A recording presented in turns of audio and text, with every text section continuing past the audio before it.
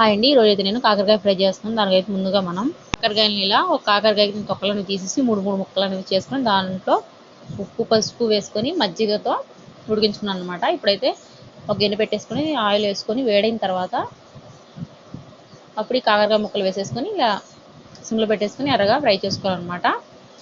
ఇలా ఎర్రగా ఫ్రై చేసుకొని పక్కన తీసేసుకోవాలి. ఇప్పుడైతే వెల్లుల్లి కారం అనమాట, పచ్చి కొబ్బరి, మీ దగ్గర ఎండు కొబ్బరి ఉంటే ఎండు కొబ్బరి, అలాగే వెల్లుల్లిపాయలు కొంచెం కారంతో ఇలా కారం అనేది రెడీ చేసుకొని పక్కన పెట్టేసుకోవాలి.